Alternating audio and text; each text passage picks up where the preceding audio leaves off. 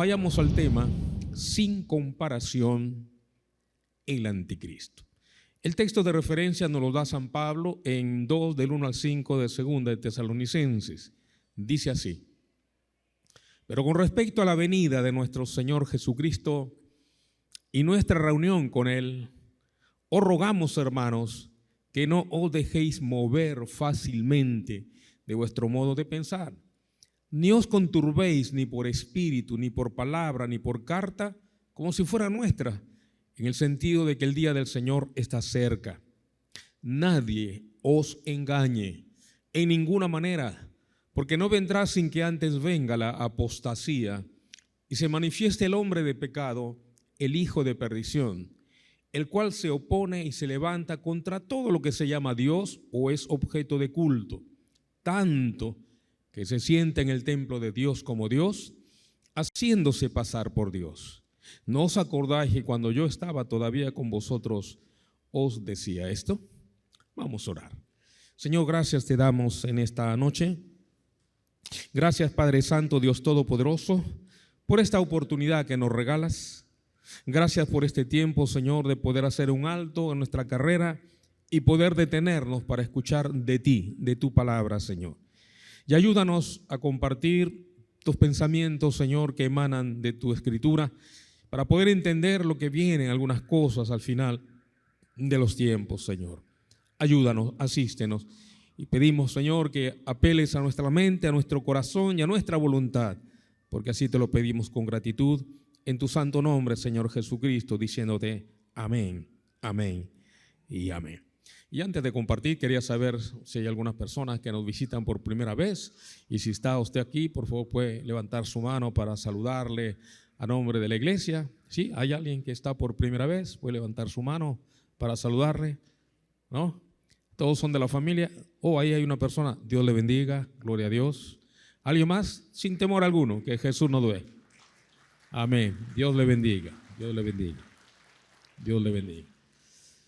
El culto es para nuestro Señor, por cierto, pero siempre pensando en nuestras visitas que nos acompañan, obviamente. Esta noche hay 3 preguntas que hemos de respondernos a la luz del tema. ¿Qué datos hay de su manifestación? ¿De quién? Del anticristo. Segundo lugar, según el versículo 4, ¿qué detalles la Biblia dice de su manifestación? Y en tercer lugar, ¿qué desafíos en la parte aplicativa hay hoy por tal manifestación? El versículo 3 nos habla en primer lugar de los datos que la Escritura, hermano, va a mencionar. En primer lugar dice el texto, reiterándolo: nadie os engañe en ninguna manera, porque no vendrá sin que antes venga, y comienzan ahí a mencionarse las 3 cosas: la apostasía, y se manifieste el hombre de pecado, el hijo de perdición. En primer lugar, fíjese, ahí está la primera marca, un primer dato, la apostasía. Dice Pablo, no vendrá sin que antes venga la apostasía. Ahora, un detalle muy interesante: la apostasía no está afuera, hermanos. La apostasía generalmente está dentro de la iglesia, fíjese. Tenemos que tener muchísimo cuidado. Pablo va a decir, y de vosotros mismos se levantarán hombres perversos, dice, que se van a levantar para llevar, para arrastrar tras sí a los creyentes, a los discípulos. De vosotros mismos, dice Pablo, vendrá la apostasía. De tal manera, hermanos, que debemos tener cuidado, porque todo error doctrinal muchas veces nace en el mismo seno de la casa del Señor. Y entonces la primera marca dice que es la apostasía iniciándose.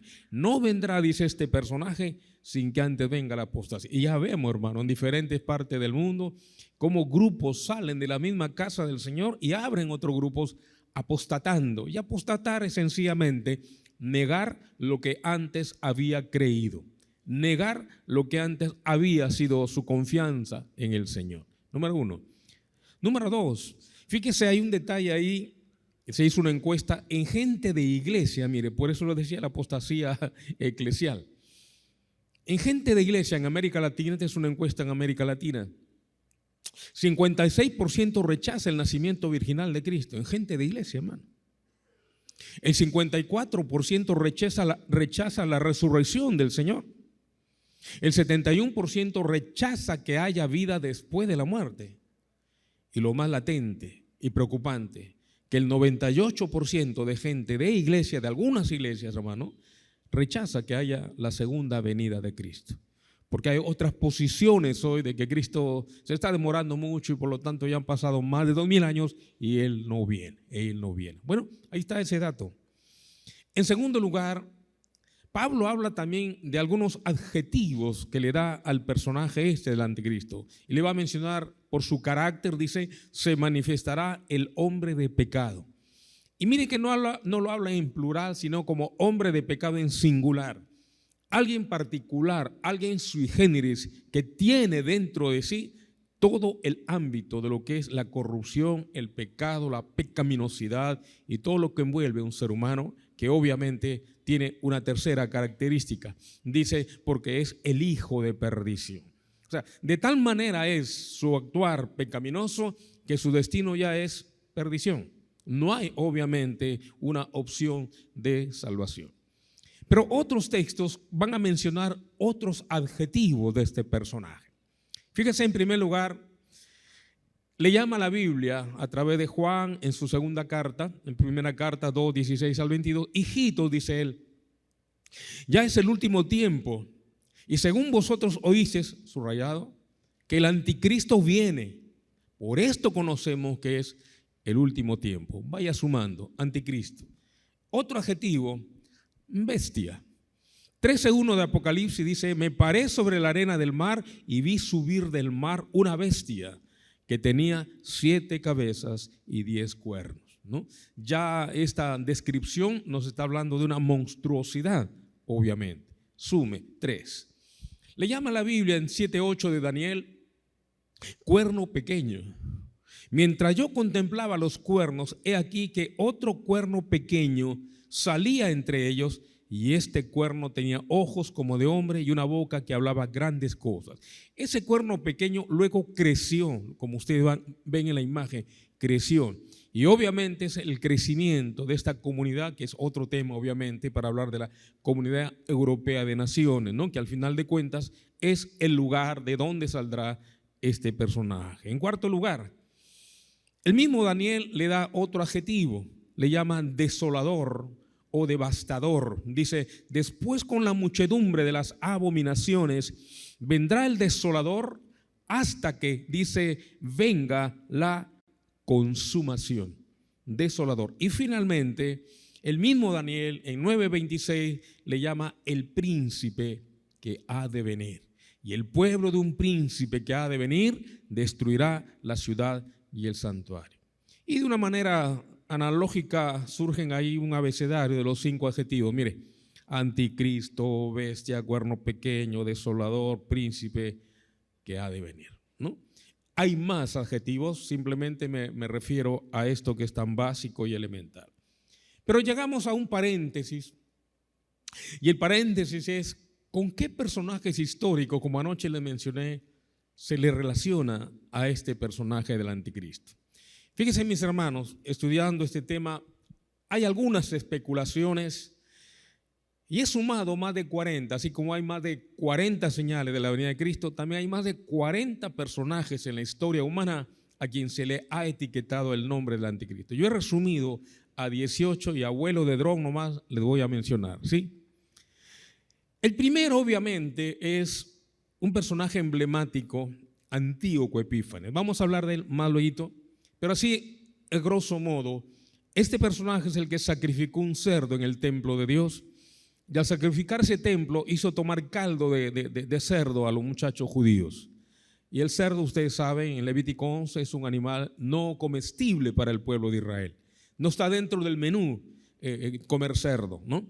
Y entonces este hombre hizo lo que Daniel y luego Mateo dice, la abominación desoladora. Dijeron, este es el anticristo, es el personaje que prácticamente identifica al anticristo.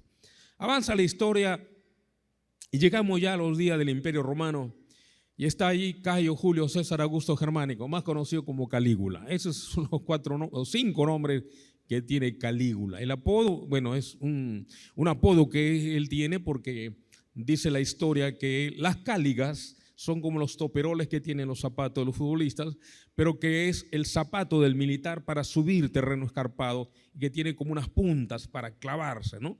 A eso se le llamaba cáligas. ¿Y qué hacía Calígula? Le llamaron así porque le gustaba torturar a los vencidos, hincándoles con sus botas con esas cáligas. Y de ahí el apodo de Calígula. Le dijeron, este es el anticristo por ser malo, perverso, corrupto. Pero avanza la historia, hermano, y al costado de Calígula surge otro personaje, también Claudio César Augusto Germánico, llamado Nerón. Este hombre persiguió a los cristianos, este hombre incendió Roma y le echó la culpa a los discípulos de nuestro Señor Jesucristo. Y obviamente dijeron, este es el anticristo, este tan malo, tan perverso. Y hermanos queridos, la historia dice que obviamente no. Ahora, mire la ironía de la vida, Nerón culpando a los cristianos, persiguiéndolos. Cuando usted quiere ponerle nombre a sus hijos, le pone Juan, Pablo, Manuel, Mateo, Marcos. Pero cuando usted le quiere poner nombre a su mascota, le pone Nerón, ¿verdad? Nerón. La historia, la ironía nos va a dar esto. Pero avanza la historia, dice, no, este no puede ser, porque surgió otro peor que Nerón. Un hombre llamado Diocleciano, quizá poco habrá escuchado hablar de él usted, pero este hombre fue el que mandó también a quemar toda la Biblia de aquel entonces. Todo rastro de escritura mandó a quemar y junto con ello la persecución también a los hijos del Señor. Dijeron, este debe ser. Pero avanza la historia y nos encontramos con que ya el sistema, todo el sistema imperial romano, póngale, tenía que ver con todos los emperadores que habían perseguido a los cristianos. Dijeron, todos los emperadores son el anticristo. Pero avanza la historia y cambiaron la parte política y llegaron a la parte religiosa y dijeron el sistema papal de Roma. El sistema papal de Roma debe ser el anticristo. ¿Por qué?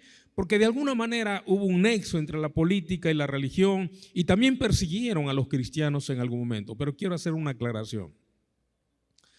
Por los años 90 hasta el 2000 más o menos, algunas iglesias cristianas creíamos, y entre ellos me cuento porque yo recibí tal enseñanza también, de que la iglesia tradicional que ustedes conocen, la iglesia católica, era quien encarnaba no solamente al anticristo, sino al falso profeta. Un estudio no correcto de Apocalipsis 17, cuando se habla de la gran ramera, siempre se etiquetaba que era la iglesia tradicional. Es más, fíjese la ventana que sigue, para aclarar más que nada. 17:9 de Apocalipsis dice, esto para la mente que tenga sabiduría, las 7 cabezas son 7 montes, sobre los cuales se sienta la mujer y son 7 reyes. ¿Y qué pasa, hermanos? Que el Vaticano está sentado precisamente sobre 7 montes, como ustedes ven allí en la imagen. Y entonces toda la gente, aquí está el anticristo, aquí está el falso profeta, la iglesia mencionada, de ahí sale el anticristo. Porque hay 7 montes, dijeron. Y ahí están los 7 montes, Capitolina, Quirinal, Viminal, Esquilina, Celi, Palatina y Avintina. Ahí está sentado lo que está en el círculo, la sede del Vaticano. Pero ¿sabe qué, hermano? Lamentablemente cuando uno no estudia y no relaciona muchas cosas puede pensar que sí, es el único país, la única nación que tiene 7 montes. Pero cuando uno investiga más, la ventana que sigue, Jerusalén también tiene 7 montes, hermano. No solamente el Vaticano, también Constantinopla tiene 7 montes, Lisboa tiene 7 montes, Amán tiene 7 montes. Es decir, tenemos que hacer la aclaración, porque esto por mucho tiempo se enseñaba que Roma, la iglesia romana, tenía que ver con el anticristo y el falso profeta. Cerramos el paréntesis para aclarar, no es así necesariamente. Cuando hablamos de un sistema eclesial es algo más diferente, algo mucho más fuerte, que es un tema que es otra, obviamente, opción, hablar del ecumenismo, que es harina de otro costal, ¿no? Avanzamos y la historia dijeron, tenemos que, entonces eso sí no es Mahoma en todo caso.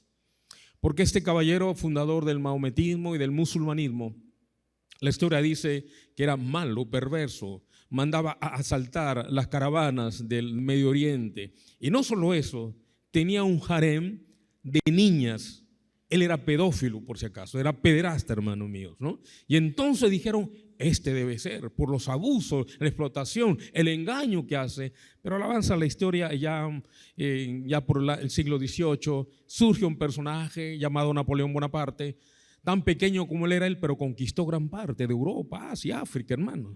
Y dijeron, este hombre, con el poder que tiene, este debe ser el anticristo. Avanza la historia y encontramos a otro que dijeron, el niño de pecho es Napoleón Bonaparte al lado de Adolfo Hitler, porque mandó a la cámara de gas 6 millones de judíos.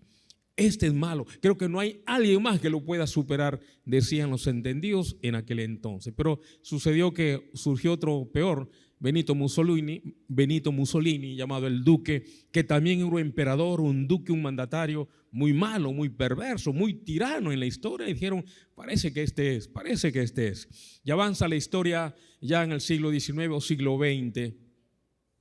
Y surge este caballero, por lo menos está más cercano a contemporáneo nuestro. ¿Qué tenía de particular Henry Kissinger? Por los años 90 y 2000, 80, muy bien hacia atrás, gran parte del planeta estaba en guerra. Había guerra en África, en Asia, en Europa, en América.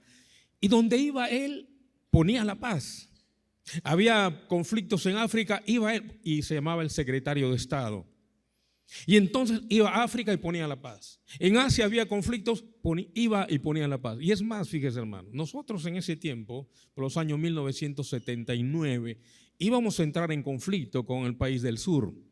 Se cumplían los años en que se debería devolver a Arica, en el conflicto de la guerra del Pacífico. Y ya el señor Velasco iba a armar, ya en La Joya, Arequipa, estaban armándose, hermano, ya había armamento para en algún momento desatarse una guerra. Y el señor Pinochet también estaba pendiente. ¿Y qué pasó? Mandaron a llamar a Henry Kissinger, vino, hermanos, y puso la paz. Puso la paz. Ahora, ¿por qué le decían que él era el posible anticristo? Porque Tesalonicense dice, cuando digan paz, paz, paz, ojo, pare, cruce de tren, estamos a puerta de que venga el anticristo. Así lo dice Tesalonicenses. Pero sabe que hermano, murió hace ya, a los 100 años muere. Y es más, ¿por qué dijeron con él se detuvo mucho tiempo? Los escatólogos decían que él debe ser porque cuando él deja de ser secretario de Estado, él dice, me voy, pero volveré. Que de paso es un vals antiguo, ¿no? Me voy, pero volveré. Bueno, nunca volvió porque partió a la eternidad. Luego llega otro personaje que prácticamente puso en jaque a la Unión Soviética, Mikhail Gorbachev. Decían, posiblemente este encaja en el rompecabezas. ¿Por qué? Por dos cosas. Número uno, porque tenía la marca en la frente. Decía, la marca de la bestia está ella. Lo ven en el lunar, ¿no? Y número dos, este hombre con 2 libros que escribe, hermanos, destruyó a la misma Unión Soviética. Él escribe un libro llamado Perestroika, seguro usted escuchó. En ruso significa reestructuración. Y el segundo libro que se llama es Glasnost, que significa transparencia. Esos 2 libros, hermanos, trajeron abajo a la Unión Soviética. Por eso que cuando él muere, hace 3 años, muere sin honores.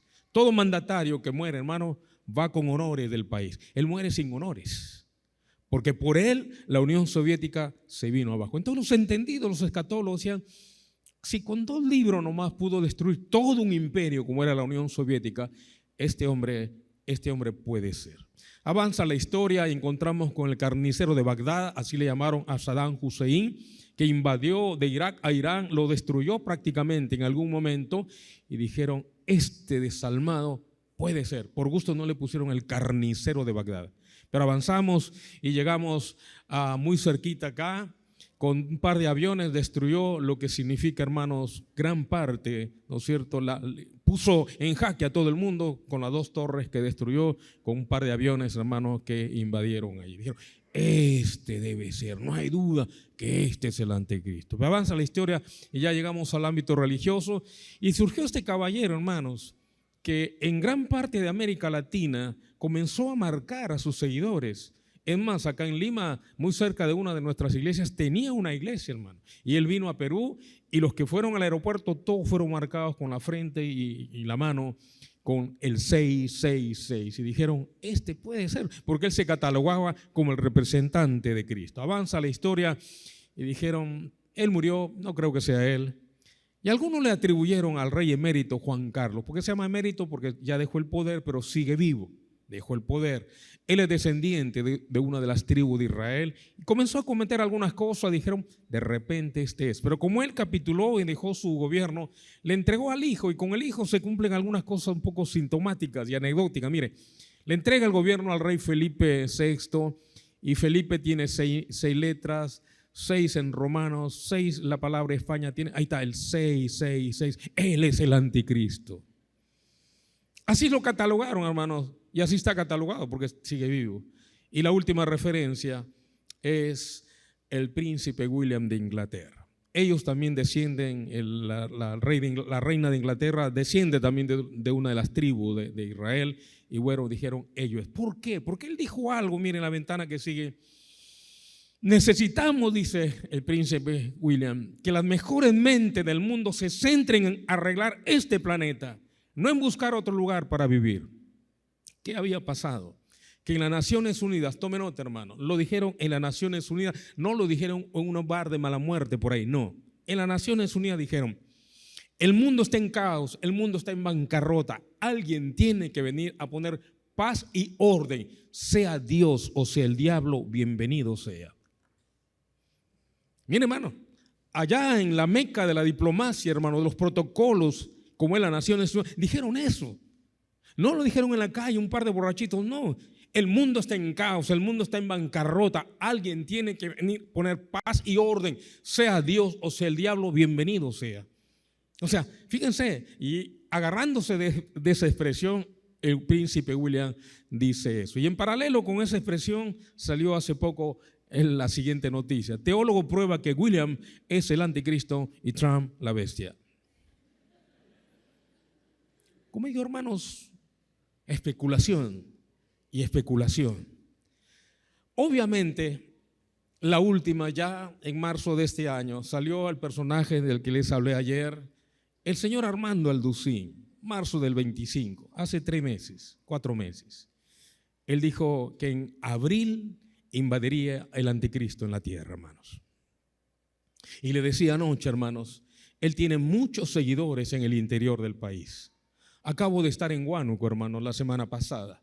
Y hermanos, usted habla con la gente, tuve una conversación con los líderes de la iglesia el sábado a la mañana para hablar sobre este personaje y sobre otras cosas, porque tiene muchos seguidores. Le decía, el Señor es muy sesudo, conoce mucho, sabe bastante, hermanos. ¿Para qué? No vamos a negar eso. Pero se le escapó. Así como anoche dijo que Cristo venía el 2028, ¿no? También dijo que el anticristo en abril ya se iba a manifestar en el planeta Tierra. Con eso en mente, hermanos, llegamos a la segunda sección. ¿Qué detalle? La Biblia, hermanos. No cualquier folletito que está botado por la calle. Si esto no emanara de la Escritura, yo no lo creería, hermanos, ni usted tampoco, obviamente. Pero dice el versículo 4, el cual, o sea, el personaje que estamos mencionando, se opone y se levanta contra todo lo que se llama Dios o es objeto de culto.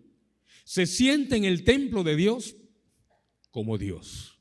Y a partir de aquí hay algunos aspectos que van a caracterizar a este personaje. En primer lugar, fíjese, según Pablo, en el ámbito religioso, nos va a dar otros alcances.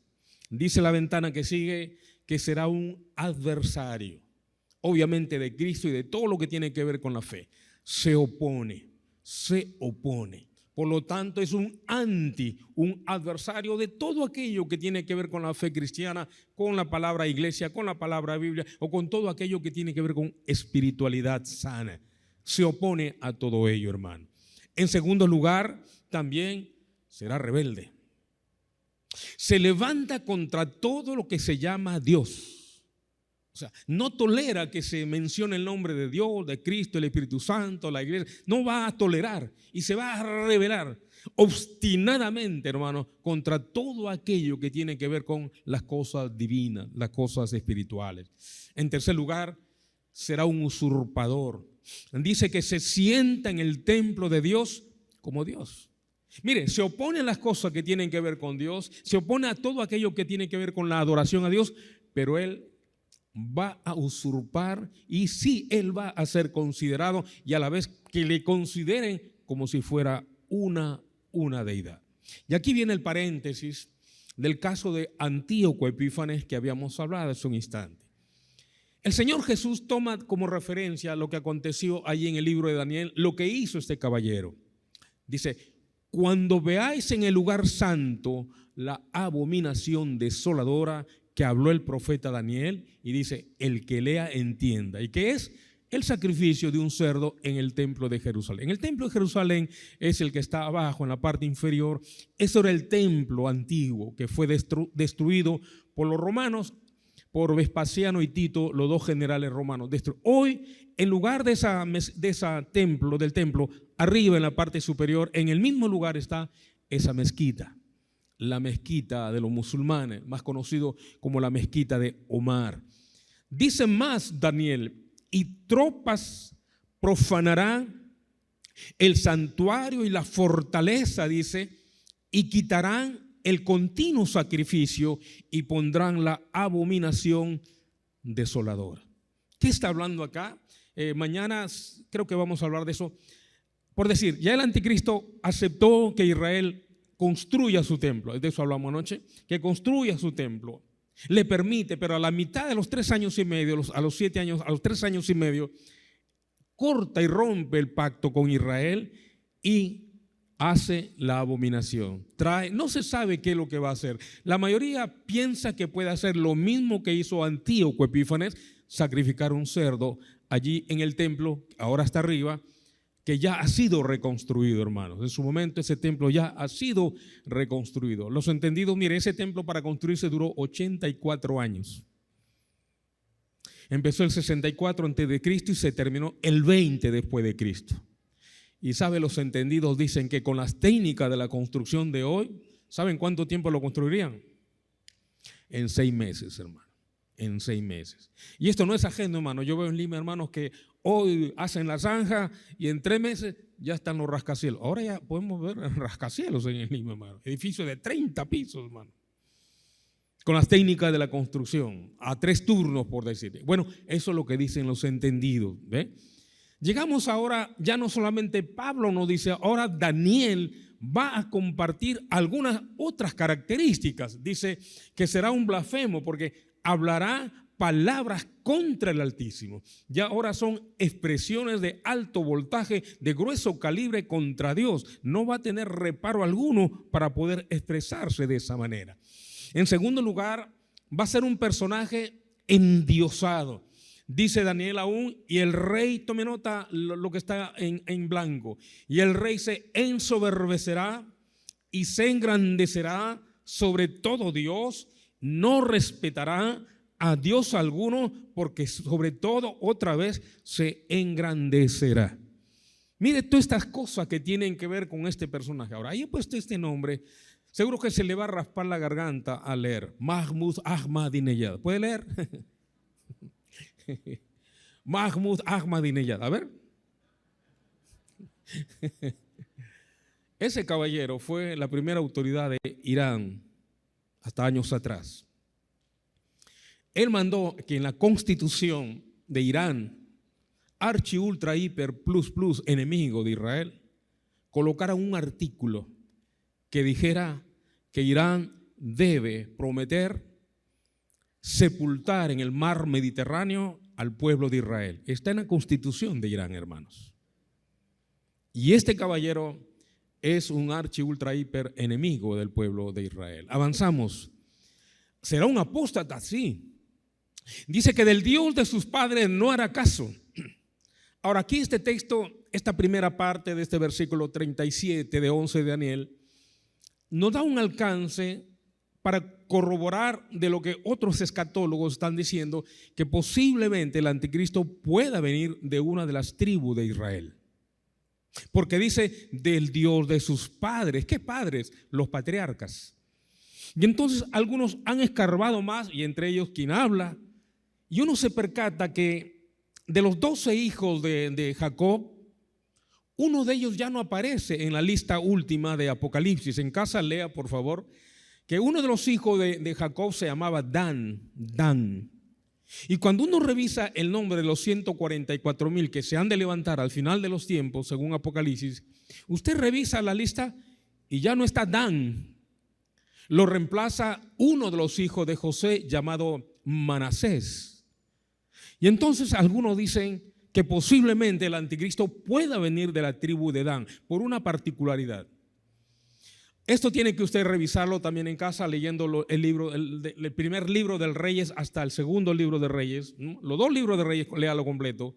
Y usted va a encontrar que la tribu de Dan apostató de la fe judaica. Fue el que colocó 2 becerros para que Israel, que se había dividido de Judá, ya no vayan a Jerusalén a adorar a Dios 3 veces al año, sino que se quedaran allá al norte. En la frontera sur puso un becerro y en la frontera norte puso otro becerro. Y no solamente eso, ahí la tribu de Dan, los que estaban en la parte del territorio de Dan, comenzaron a adorar a los asnos, a los pavos reales, a los chivos le llamaban, y también sacrificio de niños. Y dijeron, Dan prostituyó la fe de Judá, por lo tanto ya no está en la relación final de Apocalipsis, de aquí puede venir. Por eso que Daniel dice, del Dios de sus padres no hará caso, de la tribu de Dan. Ahora un paréntesis. Hay excepciones, yo siempre digo por ahí últimamente, no todos, pero nuestros políticos parece, hermanos, que descienden de la tribu de Dan. Me parece, no todos, pero algunos, hermanos, parece que sí. Que hay unos buenos congresistas, buenos parlamentarios, buenos representantes del pueblo, pero no todos. Digo que descienden de la tribu de Dan porque dan cólera, hermanos. Dan preocupación y dan pena también, hermanos. ¿Sí o no? Cierro el paréntesis. Idólatra, fíjese, otra característica, hermanos. Honrará, dice, hermanos, en su lugar al Dios de las fortalezas. Lo honrará con oro, plata, piedras preciosas y con cosas de gran precio, hermanos. Fíjese este otro detalle. No pierda de vista, hermanos, que las Fuerzas Armadas de todo el mundo tienen un batallón que se llama los Cascos Azules en las Naciones Unidas.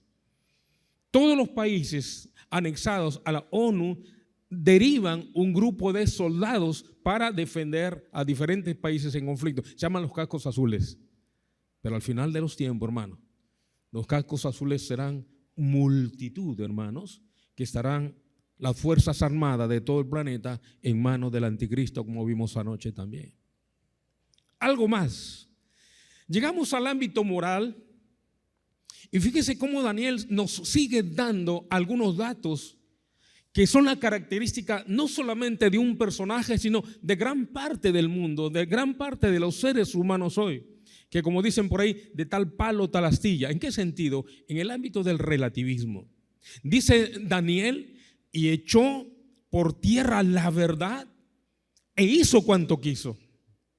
Fíjese, hermanos queridos, hoy la verdad ya no es absoluta. La Biblia ya no es absoluta. La iglesia ya no es absoluta. Cristo ya no tiene una verdad absoluta. Todo es relativo, hermanos. Todo es relativo. No hay ya valores absolutos en los cuales creer como antes se creía. Y fíjense, hermanos queridos, había un pensamiento que de muy joven, muy atrás, lo logré captar y dije, qué interesante que esto no es nuevo. Porque el pensamiento decía, o dice aún, en este mundo perverso, nada es verdad ni mentira, sino que todo es según el color del cristal con que se mira. Relativismo. Te lo repito, hermano. En este mundo perverso, nada es verdad ni mentira. Todo es según el color del cristal con que se mira, hermanos. Relativismo. Y fíjese, 700 años antes de Cristo, el profeta Isaías en 5:20 dice que llegaría el día en que a lo blanco se le llamaría negro, a lo bueno se le llamaría malo y a lo dulce se le llamaría amargo, y al revés también.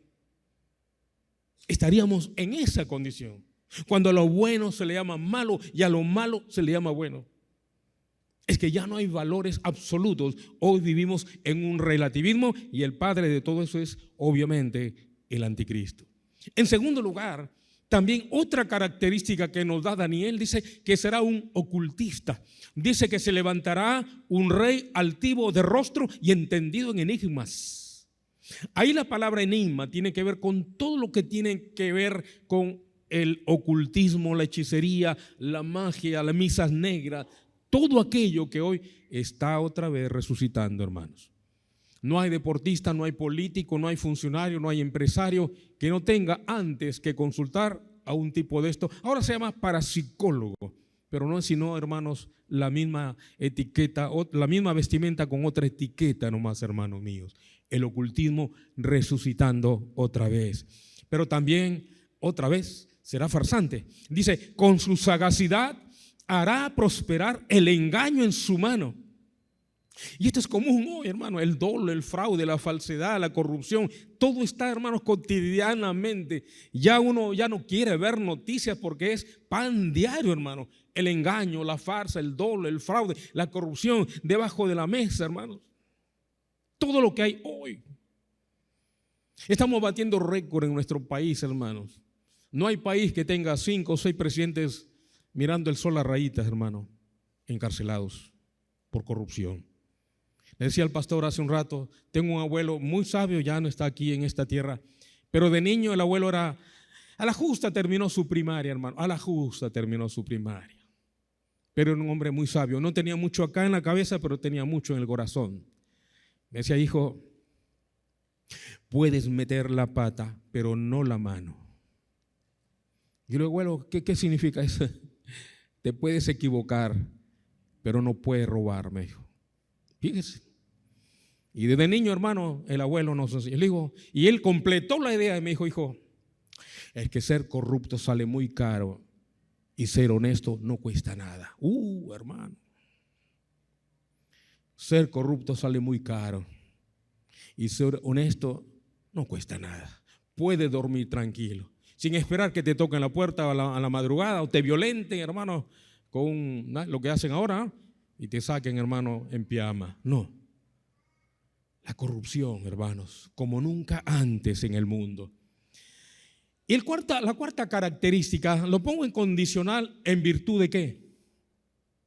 Porque Daniel en la segunda parte del versículo 37 dice, no hará caso ni del Dios de sus padres, pero dice, tampoco hará caso del amor de las mujeres. Y por analogía es que si no hace caso del amor de las mujeres, hará caso del amor de los hombres. Por eso, amados hermanos y amigos, hoy en el mundo, en gran parte de los congresos, se está apoyando la ley de la ideología de género, donde a rajatabla se enseña, hermano, que la criatura que nace, él o ella debe determinar qué quiere ser, o hombre o mujer. Y anoche hablábamos, hermano, que no hay tal cosa, hermano. La Biblia dice que Él nos hizo hombre o mujer, taxativamente. No hay término medio, no hay una línea central. Hombre o mujer, así nos creó el Señor. No es asunto de ideología, es asunto de biología, hermanos. Amén. Así lo aprendimos, hermano, lo dice la Escritura. La ley de Mendelssohn, la ley de biología, no va a decir la XX o XY, ahí están los dos sexos, no género. El género se usa gramaticalmente. La palabra sexo es la que hay que utilizar. Pero eso es lo que estamos viviendo, hermanos. Fíjense en qué cultura estamos viviendo a raíz de lo anterior. Vivimos en lo que se llama la cultura queer, póngale, donde lo extraño, lo raro y lo fuera de lugar tiene aceptación hoy, mis hermanos. Eso es nuestro mundo, derivado de la característica de este personaje. Y finalmente, mire, como las letras ya van a quedar cortas, les estaban quedando cortas el movimiento homosexual, empezaron llamándose, póngale, LGTB, pero luego le agregaron la I, intersexual, Q+, y porque son 24 letras y se ha detectado que son más de 70 distorsiones sexuales, hermano. Más de 70 distorsiones en el ámbito sexual. Entonces ahora le ponen LGTBIQ+, que significa lo que más venga, ¿no? Y ese es nuestro mundo, hermanos queridos, en el cual nos encontramos. Avanzamos. Y fíjese, aún el profeta Daniel va a otra esfera de las características de este personaje. En lo político y económico, mire lo que va a decir. Dice que será versado y culto. Dice, y este cuerno tenía ojos como de hombre y una boca que hablaba grandes cosas. Hermano querido, convencía a mucha gente. Yo trabajé con el hermano de un expresidente, seguro que ustedes van a deducir, era uno de los abogados de mi empresa y me decía, no escuches a mi hermano, te va a convencer. Seguramente imaginan de quién se trata. No escuches a mi hermano, te va a convencer. Él era uno de los abogados de mi empresa. Ya partió, obviamente. Este caballero, hermanos, pico de oro, va a convencer a su auditorio de alguna manera u otra. Incomparable, dice, la cuarta bestia será un cuarto reino en la tierra, póngale, el cual será, dice, subrayado, diferente de todos los otros reinos. Si usted recuerda su clase de historia universal, ahí están las 10 tribus antiguas, que no son sino los 10 países que conforman la Comunidad Europea de Naciones hoy. Hoy son 27 naciones. Pero al final de los tiempos la Biblia dice que solamente serán 10 y de esos 10, 3 son los que van a tener incidencia en el ámbito del porvenir. Será también impredecible porque dice, y por otra semana confirmará el pacto con muchos. Póngale, a la mitad de la semana dice, hará cesar el sacrificio y la ofrenda. Obviamente firmó un convenio con Israel para que vuelvan sus ritos, su templo y todo lo que implicaba, pero a los 3 años y medio, a la mitad de los 7, rompe el pacto y hace lo que vimos hace un rato, la abominación desoladora. Otra característica que va de la mano con lo anterior, será un personaje muy rico. Se hará de grandes riquezas, más que todos ellos, y al hacerse fuerte, dice, se apoderará de los tesoros de oro, plata y de todas las cosas preciosas. Ahora, de la mano con esto, es San Juan quien va a complementar otra vez, hace una mixtura de lo que dice Daniel, con este ámbito, fíjese de lo que dice Juan. Póngale por favor lo que va a decir Juan según el Apocalipsis. Va a mencionar algunas cosas. En primer lugar, va a hablarle que va a ser un falso pacifista. Miré y aquí un caballo blanco y el que lo montaba tenía un arco y le fue dada una corona y salió venciendo y para vencer. Por mucho tiempo se pensaba que ese caballo blanco era Cristo, pero los escatólogos viendo bien este asunto dijeron, pero es caballo blanco, pero trae, dice, un arco.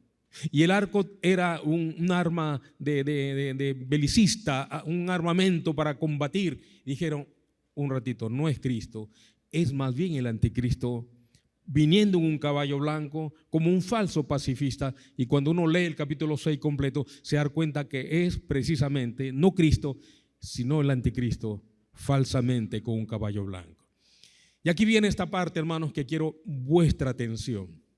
A efecto de entender gran parte de lo que llamamos el monopolio del comercio mundial, que estará obviamente en manos del anticristo. Dice esa secuencia de Juan, dice, y los mercaderes de la tierra, o sea, está en Apocalipsis 18, y los mercaderes de la tierra lloran y hacen lamentación sobre ella, porque ninguno compra más sus mercaderías. ¿Qué mercaderías? Mire, oro, plata, piedras preciosas, perlas, lino fino, púrpura, sede, escarlata, toda madera olorosa, todo objeto de marfil, todo objeto de madera preciosa, cobre, hierro, mármol, canela, especia aromática, incienso, mirra, olíbano, vino, aceite, flor de harina, trigo, bestias, ovejas, caballos, carros y esclavos y almas de hombre. Permítame extrapolar, permítame desagregar para que usted vea cómo al final de los tiempos alguien va a tener todo el comercio en el mundo. La ventana que está ahí dice, las mercaderías de oro. La bolsa de valores en el mundo, los BCR, los bancos centrales de reserva, entregando sus valores negociables en manos del anticristo. Plata, piedras preciosas, perlas, la industria de la joyería en manos del anticristo. Lino fino, púrpura, seda, escarlata, la industria de la ropa, de la textilería en manos del anticristo. Toda madera olorosa, los entendidos dicen que ahí está la medicina, la perfumería. Todo objeto de madera preciosa, la mueblería suntuosa, fíjense, en manos del anticristo. Todo objeto de marfil, hierro y mármol, la industria de la construcción en manos del anticristo. Y un detalle que recién lo descubrí semanas atrás, cuando dice la ventana que sigue, que también todos los objetos de cobre, todo lo que tiene que ver el cobre, hermanos, tiene que ver con la electricidad y las comunicaciones. Si no tuviéramos cobre, hermanos, en estos aparatos de electricidad, no habría. Estos aparatitos, nuestros celulares, los conectores, deben tener un elemento de cobre. Si no hay eso, no hay conector, hermanos. Por lo tanto, hoy la industria del cobre, hermanos, es valorada inmensamente. En nuestro país se está quedando, hermanos. Acabo de estar en Hilo, ahí en esa gran empresa, hermano, productora de cobre, ¿no es cierto? Y la gente, hermano, está obviamente asustada cuando ve que esto puede estar en algún momento en manos del anticristo. Interesante, hermano. Avanzamos. Canela, especia aromática, incienso, mirra y olíbano. La fragancia, hermano.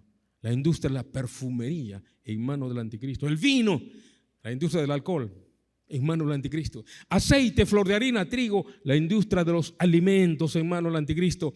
Bestia, ovejas, caballos y carros. Lo que ayer era ganadería, hoy obviamente se ha convertido en todo lo que es transporte aéreo, marítimo, terrestre, fluvial, en manos del anticristo. Y finalmente, hermanos, esclavos. El ámbito laboral, migratorio, en manos del anticristo. Un detalle.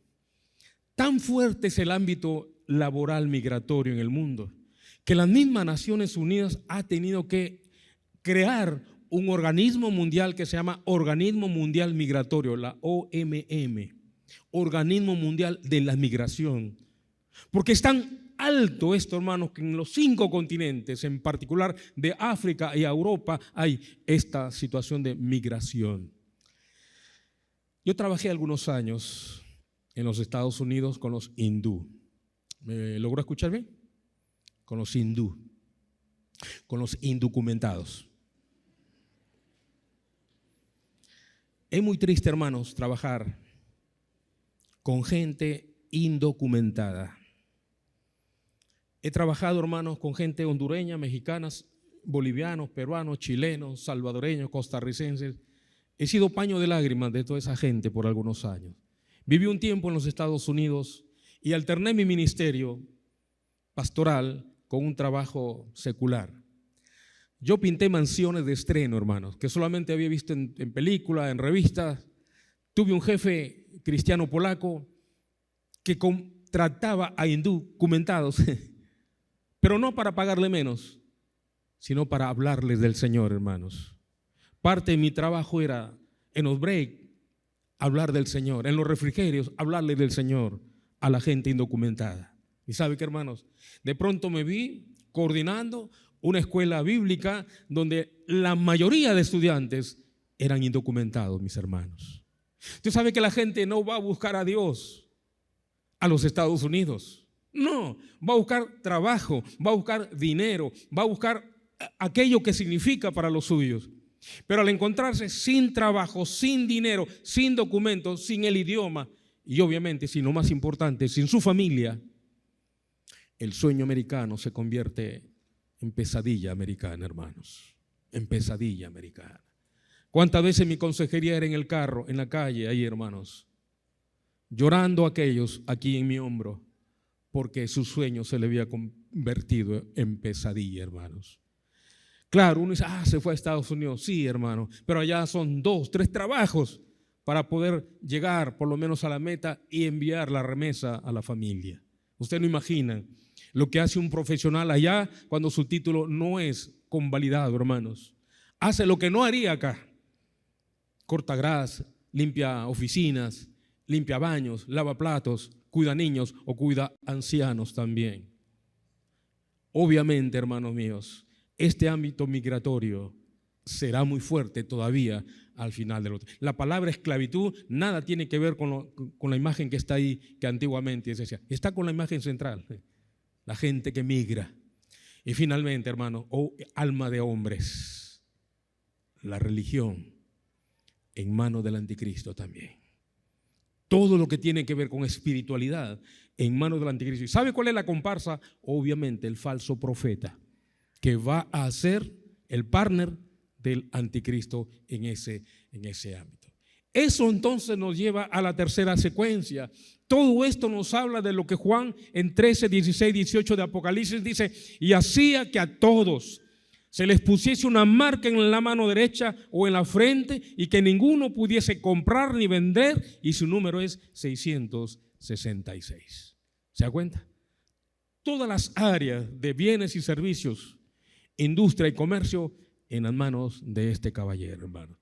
De ahí cuán importante, hermanos míos, cuán importante que en este tiempo nosotros tomemos la decisión más sabia que un ser humano puede hacer: aceptar a Jesucristo como Señor y Salvador. Aceptar no la marca del anticristo, sino el sello del Espíritu Santo que recibe toda aquella persona que viene a Cristo y le acepta como Señor y Salvador. Amén. Llegamos a la parte final. ¿Qué desafíos hay hoy de su manifestación? En el versículo 5 Pablo nos dice una reiteración, él hace: no os acordáis, dice, que cuando yo estaba todavía con vosotros os decía esto. La versión paralela, mire lo que dice: mi costumbre era decirles estas cosas. Con frecuencia les hablaba de la segunda venida de Cristo, dice Pablo. Por eso, hermanos míos, yo siempre ando compartiendo que hay por lo menos 3 temas que la iglesia no debe dejar de compartir. Número 1 es tema de mayordomía, y cuando hablo de mayordomía no hablo de dinero necesariamente, hablo de un material que por ahí estoy desarrollando, las 7 T de la mayordomía. Repito: la T del tesoro, sí, dinero; la T del trabajo, la T del techo, familia; la T de los talentos, la T del tiempo, la T de la tecnología y la T de la administración de la tierra.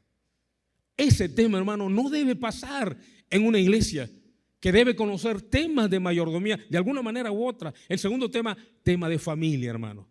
Hay gente, hermanos, que debe cada rato tener principios, valores de la familia. Y el tercer tema, el tema de la segunda venida de Cristo. No debe pasarse por alto, porque de paso es uno de los lemas cardinales de nuestra denominación. Cristo salva, sana, santifica y viene otra vez. Y Él viene otra vez debe estar ahí siempre presente en nuestra mente, en nuestro corazón, y hablándole a la gente, hermano, que no todo se termina acá, que sí va a venir alguien que va a administrar a este mundo, pero qué mejor, hermano, irnos con Él el día que el Señor venga por segunda vez. Amén. Una advertencia para el mundo y la iglesia. Dice 22:11 de Apocalipsis: el que es injusto, sea injusto todavía. El que es inmundo, sea inmundo todavía. El que es justo, practique la justicia todavía. Y el que es santo, santifíquese todavía. Desagregamos. Dice: el que es injusto, sea injusto todavía. Amigo, el Señor no presiona, no nos agarra de la solapa y nos dice: acéptame, quiero entrar a ese corazón. No, si tú quieres ser injusto, quieres vivir como quieres vivir, sigue viviendo así.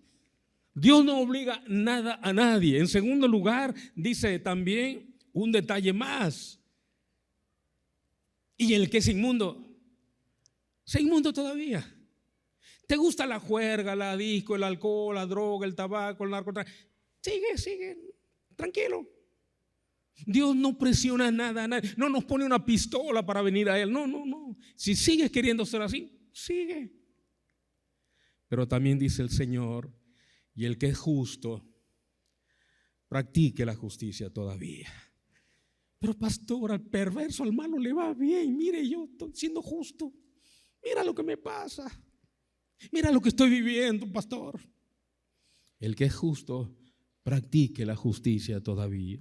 Y algo más dice: y el que es santo, santifíquese todavía. Pero pastor, ese inmundo, corrupto, persona mala, ¿cómo le va bien? ¿Cómo prospera? Ese mundano que nunca viene a la iglesia, nunca lee la Biblia, nunca ora a Dios, le va bien, pastor. ¿Y yo? El que es santo, santifíquese todavía, mi hermano. Amén. Y una radiografía final para ti. Previo al retorno de nuestro Señor, 3 tipos de gente se encontrarán. No sé en cuál de ellos se encuentra usted, mi amigo, mi amiga, mi hermano también. Puede haber un creyente nominal, el creyente de nombre, que de repente sí aceptó la fe siendo niño en la casa, pero no pasa de allí, es de nombre. Viene cuando hay actividades, viene cuando hay una campaña, viene cuando hay un evento y viene de nombre, pero viene. De repente también puede ser el creyente marginal. Es el que viene, sí, ora, lee, da su ofrenda, participa de algunas actividades, pero está al margen, está al margen. Y usted sabe que en la tribuna están los mejores jugadores, ¿verdad? Y delante del televisor también están los mejores jugadores, ¿sí o no? Pero pónganlos en la cancha. No atan. Son los que dicen lo que debe hacer el pastor o los pastores en la iglesia. Mandan, dirigen, supervisan, pero están al margen. Pero hay el creyente total. ¿Quién es el creyente total?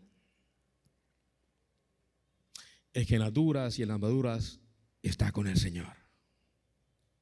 En salud o aún con su salud quebrada, está con el Señor.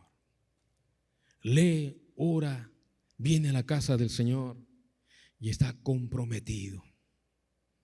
¿Usted se ha dado cuenta que hoy la palabra compromiso está por todo lado? Va por una tienda, entre sin compromiso. Va por un restaurante, una anfitriona está con una cosita ahí, pruebe sin compromiso, ¿no? Todo es sin compromiso. Por eso que alguna gente, hasta hay gente que puede venir a la iglesia del Señor sin compromiso. Porque su lema es colaborar nunca, comprometerme jamás. ¿Cuál de ellos es, mi amigo, mi amiga? Por eso que el Señor va a decir, cuando venga el Hijo del Hombre, hallará fe en la tierra. No, va a haber gente desanimada, desalentada. Va a haber gente que ni fu ni fa estas cosas que estamos compartiendo. No le va ni le viene.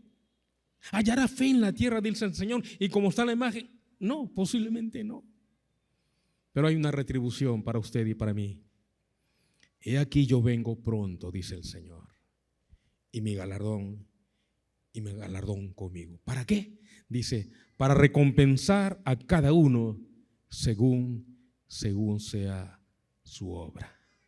Y mi amigo, en esta hora el Señor tiene para usted una oportunidad de que usted venga a Él. Y obviamente al venir a Él, no acepte una religión, acepte la relación más trascendental de la vida que le puede cambiar su transitar sobre esta tierra. Y le hago la pregunta, Cristo viene, ¿qué hará usted hoy? ¿Qué hará usted hoy? Obviamente, 2 cosas.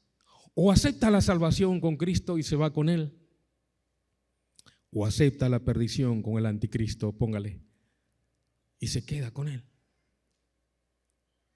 No hay otra opción. No hay término medio, ¿sabe usted? La marca de la bestia es para los que se quedaron. No van a poder comprar ni vender ni hacer ninguna transacción. No hay camino neutro. O nos vamos con Él y aceptamos la salvación, o nos quedamos acá y obviamente aceptamos también la marca del anticristo. De repente usted se siente atado, encadenado. Mire lo que dice el Señor: si el Hijo os libertare, seréis verdaderamente libres. ¿Libre de qué? Usted sabe de qué. Y usted dice, pero estoy tan lejos del Señor, no creo que me reciba. He defraudado aquí, allá y más allá. No, mire lo que le dice el Señor: el que a mí viene, yo no le echo fuera. Yo soy fruto, hermano, de haber venido un día cansado, cargado, trabajado con todo lo que tiene que ver ello, pensando que nunca iba a encontrar perdón en el Señor. pero un día Él me recibió. Es posible que yo hasta estuviera muerto ya. Estuve a punto de enrolarme a un grupo subversivo años atrás, antes de venir al Señor. Estuve aún triste, hermanos, de enrolarme allí. Pero conocí a aquel que dijo: yo he venido para que tengan vida y la tengan en abundancia. Y a partir de ahí experimenté aquello que realmente vale la pena vivir. Cierro ya.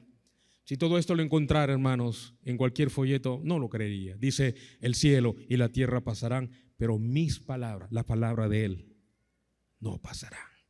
Por lo tanto, nos cuidamos de haber compartido de su palabra y no necesariamente de nuestras palabras, a efecto de ser contundente, claro y puntual en aquello que dice la Escritura y no nosotros necesariamente. He aquí, sin comparación, la persona del anticristo.